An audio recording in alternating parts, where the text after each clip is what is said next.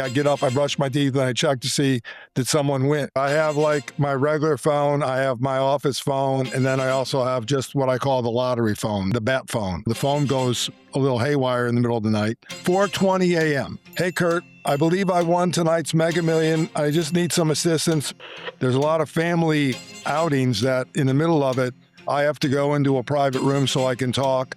Someone could call me on Monday afternoon while I'm at lunch, and by Friday I could be up in Tallahassee with them claiming their $1 million ticket. Not too long ago, it was a very large win, like over 500 million. And the CPA, after they left, just looked at me and said, "I can't do this." And I go, "What do you mean you can't do this?" He goes, "The number's too big. I can't sleep. I won't be able to sleep at night." What has that been like for you, Kurt, going viral? And all of a sudden, this one guy gets up and says, "Hey, wait a minute. Aren't you Kurt, the lottery attorney?" And then, selfies are starting to take place. And you're like, "Oh, this is pretty crazy." What is the hardest part of your job, Kurt? Oh, When people win millions of dollars through the lottery, Kurt, a lot of times they call you. So when jackpots are high, what does a normal day actually look like for you? well, it's very abnormal on those days. So basically, what I will do is I'll know the night before that there's a large jackpot, 100 million, 500 million, $1 billion. And, the phone goes a little haywire in the middle of the night.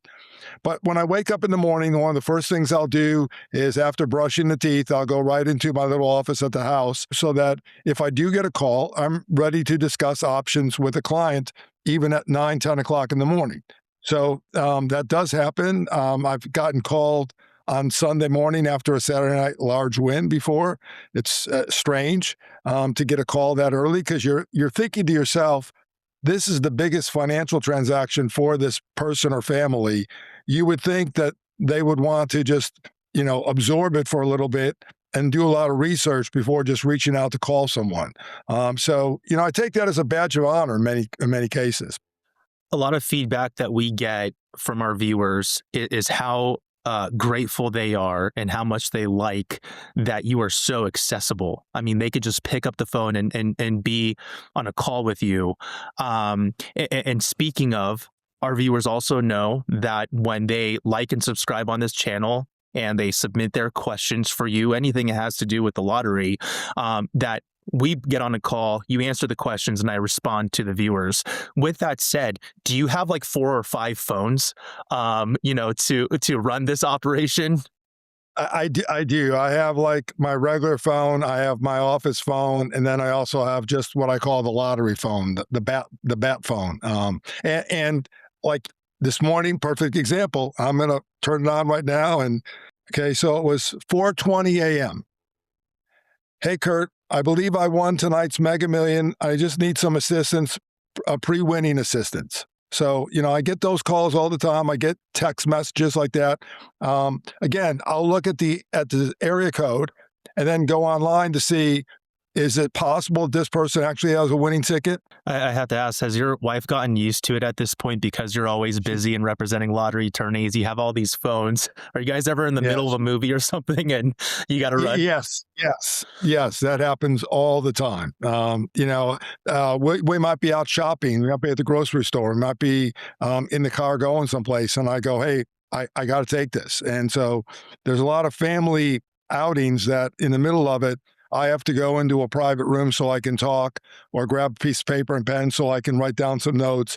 And then, most of the time I'll just say, hey, listen, I'm in the middle of something with the family or I'm playing golf right now. Can I call you back in an hour or two? And normally they're receptive to that. So, many of them are happy that I'm just calling them back. They can't believe that they're actually getting through to me. What are some of the wildest phone calls you get? It's really, the wildest is people saying, hey, you actually look pretty cute on so I'm like, oh, really? That's where we've gotten to at this point in time.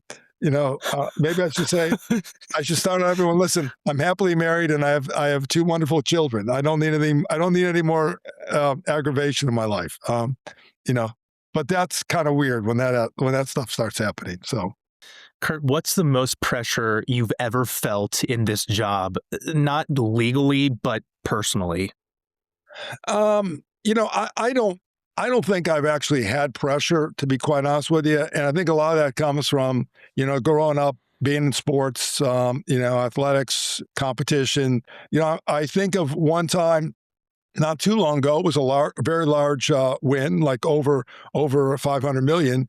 And I sat down and I was in my office with the clients, with the CPA that was brought in by the clients, and we're sitting in there talking about options and what they can and can't do, discussing theories of how they're going to help people, all these things. And the CPA, after they left, just looked at me and said, "I can't do this." And I go, "What do you mean you can't do this?" He goes, "The number's too big. I can't sleep. I won't be able to sleep at night." And so I said, "Okay." So I called the clients back in and I sat down with them and I said, "Hey, listen, this is what happened. He wants to bow out because he's just a little too nervous to be handling this transaction. As far as I'm concerned, it's adding another zero on what I did last week. So, I'm okay with it." Do they ever ask Kurt, how do I act rich? I don't have to act anymore. How do I be rich? Well, yeah, yes. There's a different lifestyle that automatically happens, and sometimes it's a double lifestyle for some of these clients. They they have to live a different lifestyle in front of certain friends and family members that don't know and they don't want them to know. So, for instance, you go to a dinner that they've never gone to before and you get a couple nice bottles of wine, things that you don't know. So you might ask someone that knows wine, "Hey, which cab should I get?" And so you order a couple of these bottles that are $200-300 a bottle, and the client never did that before. And then the question is, when the bill comes, they're happy to pay it, but they don't know what to give as a tip. Do I give actually 20% on a bottle of wine that all they did was open it up? In addition to the food presentation, they're happy to learn it, but sometimes they have to live a double lifestyle for a while till they get comfortable with that new lifestyle. For the winners, you've dealt with so many of them. Is there a point in time or a theme that you have analyzed where the reality sets in and the kind of the emotional side of it kind of levels Yeah, I think after a year, when they file tax returns and they've paid the big tax, you could say, "All right, we've paid our taxes. This is what our flow is typically going to be, that we can spend. And then now, how do you want to go about spending this? What do you want to do? Who do you want to help out? Subsequent to it, when these people win these large amounts, they're always, if you watch TV, people that they're interviewing, they'll say, "Well, yeah, I can't wait to win. When I win, I'm going to give a third to family, a third to my church, and I'm going to keep a third and spend it." Everyone says that. But then when you get them into the room and you explain, all the tax issues and what goes on in their life and what's going to happen, that changes. We slowly get into these things where they can start accomplishing things that they always wanted to do. But it takes a while. It takes a little over a year before they're really at that comfort level of, okay, this really did happen. I really did win this money. Yes, I got it in this financial institution. And yes, I have this income. And yes, I was able to buy all these things this last year. And I still have money left over. What have you learned about people? I mean, you have a front row seat to seeing arguably the biggest transformation in someone's life, overnight wealth, instantly changing the trajectory of their life and their circumstances. What have you learned about people, families, their inner circles when they're confronted with, in a good way, with millions of dollars, Kurt? I don't think it really changes people as much as people want to think it does. I see people, a lot of times people get a little bit more conservative, because, now they have this money and it's a new thing for them. So, I don't think, like, if someone was silly before and wanted to go out and have good times and spend money, they still do that.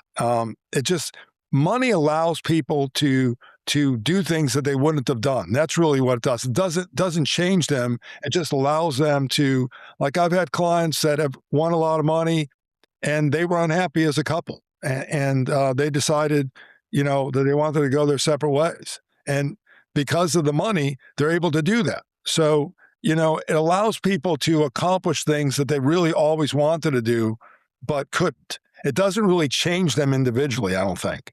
Do they switch political parties pretty quickly, going from, maybe Democrat to fiscally conservative? You have to see that. Come on, come on. Okay, so they don't really bring that up, but there's been a lot of people that have won essentially $1 million. Okay, this is where it hits the most. So I get this young person that won $1 million, or I get this individual that's, down on their luck. And for whatever reason, they buy a lottery ticket and win $1 million. And so then I have to tell them, okay, you got $1 million. But let's turn the ticket over. And what's it say on the back about the cash lump sum?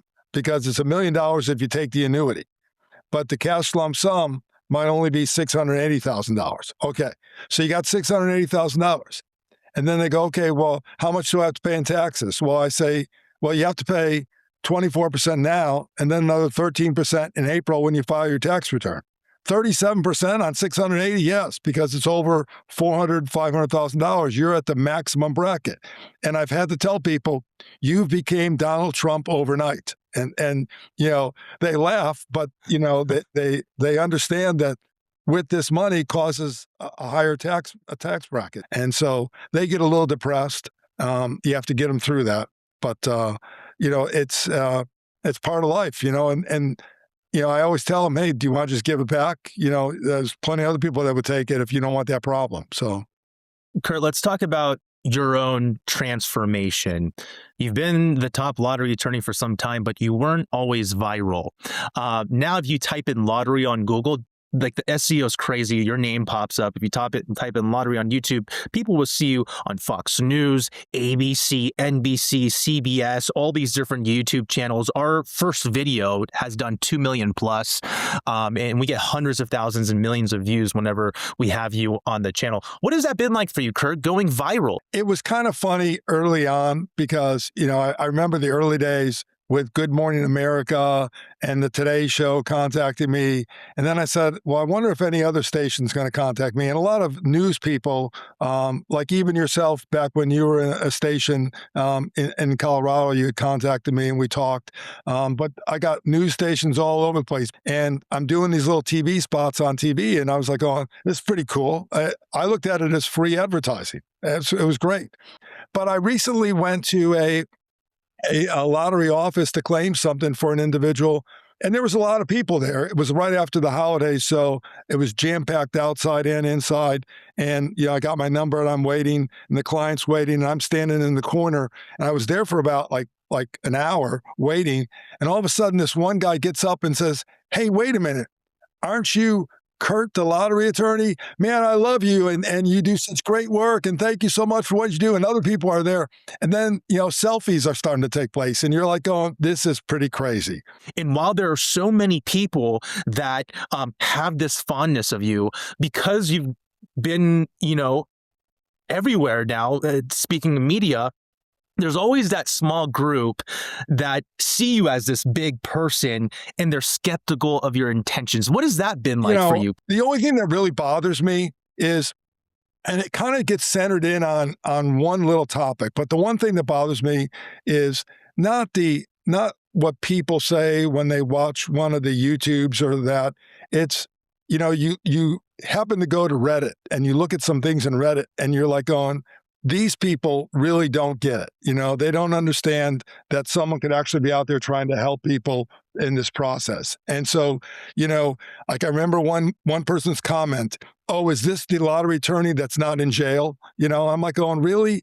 There's several attorneys out there in this world. Many do this type of work. I just happen to focus in on it. Then you see people saying, oh, I would never pay this person 30%. And I'm like going, when have I ever charged someone, or when have I ever said I'm charging 30%?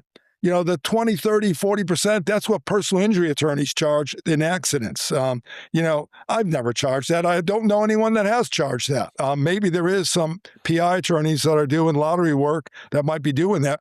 But I tell people, hey, listen, budget about 1% for all these, professionals that we need to bring in.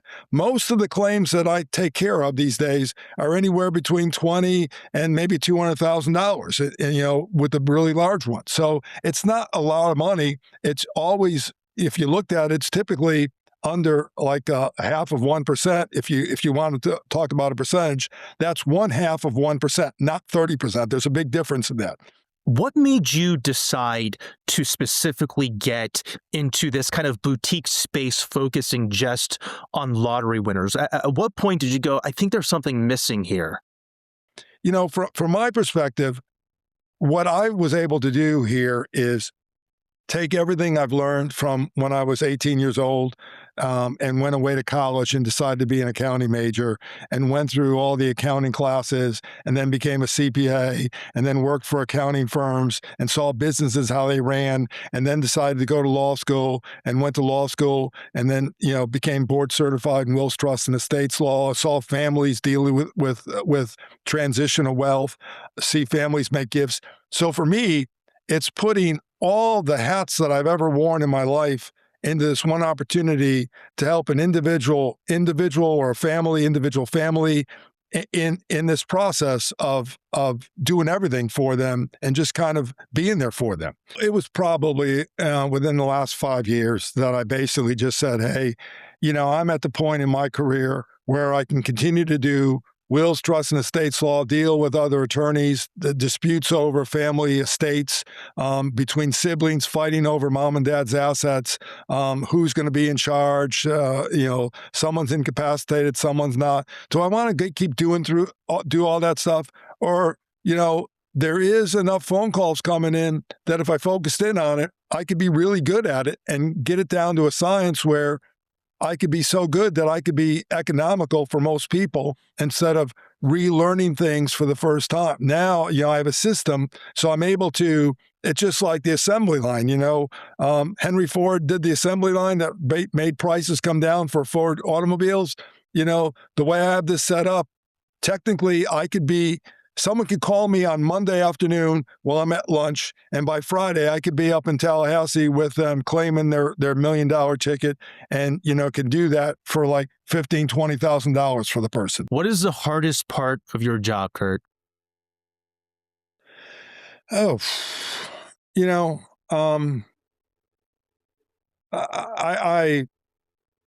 I think the hardest part is trying to get people that call up that first time to understand that, I'm trying to help them. And the sooner that they are straightforward with me and could tell me what's involved and show me that they actually have a winning ticket, that's the hardest part of the practice right there is to just, that first contact with the person. That's why you want to be somewhat prepared for that first contact. Like I say, I get up, I brush my teeth, and I check to see did someone win. So I like to be accessible for people, but I also want to make sure that I'm somewhat knowledgeable with the rules of the state that they played in, so that way I could bring them comfort so that they'll say yes. I mean, I love it when I'm talking to someone for the first time and I say, listen, we can move forward on this, but I need to see a copy of the ticket front and back. And within like an hour, they send it to me and I'm like, oh, perfect. This person knows me. They're comfortable with me. Let's get it going for them, and we get right to business with them. And so, it's not unusual for that person to have their money in their account within 10 days or so. If this all stopped tomorrow, what part of this journey and your job would you miss the most? The challenge. I think every time someone calls, it's a little bit different, and the claim's a little bit different. The state might be different, and I look at that as challenges. And I think that's probably why Michael Jordan was so good in his day. Is he enjoyed that challenge, and I like to think of it as, hey, it's just another challenge, another zero, another challenge. Let's go. So I'm ready. I find it opening up a new state that I've never worked in before. That's the funnest time I've ever had because I know I'll get to the bottom of it, and I know nothing's going to scare me in the process. And I know I'll be helping the client better than the client could have helped themselves. And so I just, I look at that as being the fun part of it, as opposed to doing the same thing every time in Tallahassee, with Florida people that win all the time. Kurt, thank you so much for your time. I'm sure we'll see you in a few weeks. Have a good one. Thank you.